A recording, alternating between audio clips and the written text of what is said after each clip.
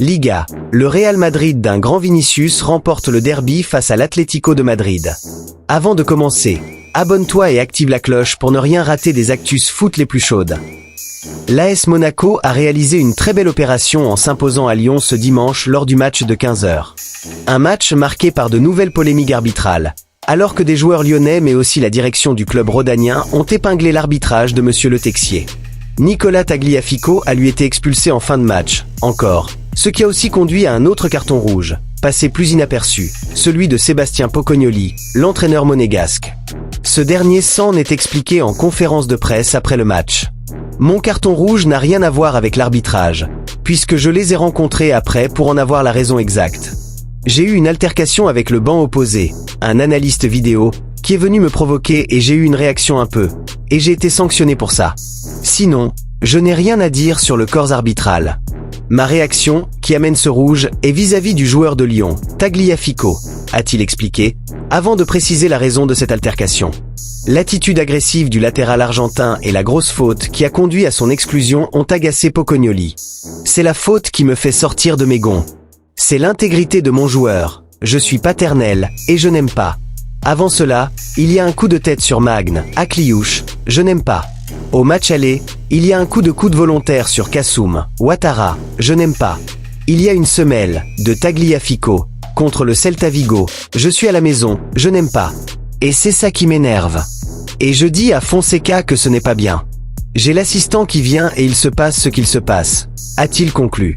L'EL se distingue cette saison par une indiscipline singulière. Mason Greenwood va passer des examens médicaux.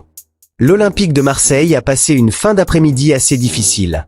Battu par Lille pour le compte de la 27e journée de Ligue 1, 1-2, le club phocéen a également perdu Mason Greenwood sur blessure, à la suite d'un accrochage avec le Lillois Calvin Verdonck. L'ailier de 24 ans a cédé sa place à la 18e minute et a été remplacé par Ethan Nwaneri. D'après RMC Sport, le joueur formé à Manchester United va passer des examens dans les prochaines 24 heures pour connaître la nature exacte de sa blessure. Il s'agit très certainement d'une probable grosse béquille. L'international anglais, une sélection, souffrait beaucoup et ne pouvait pas continuer le match. Deschamps voit du Griezmann chez Cherki et Olise. 1 an et demi qu'Antoine Griezmann a joué son dernier match sous le maillot de l'équipe de France. Victoire 2-0 contre la Belgique en septembre 2024. Depuis le départ du champion du monde 2018, plusieurs joueurs ont pris du galon, à l'image de Michael Olise, et peut-être bientôt de Ryan Cherki à qui Didier Deschamps a donné du temps de jeu sur les derniers rassemblements. Interrogé par des irrésistibles Français, le sélectionneur des Bleus a d'ailleurs relevé des similitudes entre tous ces profils.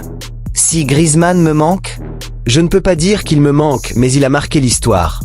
Et sur le plan humain, on avait une relation particulière. Il était là au départ, il n'a connu que moi comme sélectionneur.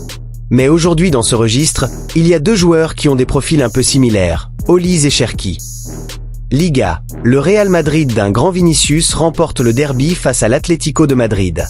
Le Real Madrid et l'Atlético de Madrid se sont affrontés dans un derby brûlant au Santiago Bernabéu, ce dimanche soir, dans le cadre de la 29e journée de Liga. Victoire 3-2 au terme d'une match fou. Valverde encore buteur, Vinicius auteur d'un doublé. Grâce à ce succès précieux, les Merengues restent pleinement engagés dans la course au titre et mettent la pression sur le FC Barcelone malgré 4 points de retard, tandis que l'Atlético manque une occasion importante de réduire l'écart et de remonter sur Villarreal. Lors de la prochaine journée, le Real devra confirmer cette dynamique à Majorque après la trêve, alors que les Colchoneros tenteront de rebondir pour sécuriser leurs ambitions européennes en accueillant le FC Barcelone dans un choc XXL de la Liga. Like, commente et partage cette vidéo à ton pote fan de foot. On se retrouve au prochain débrief.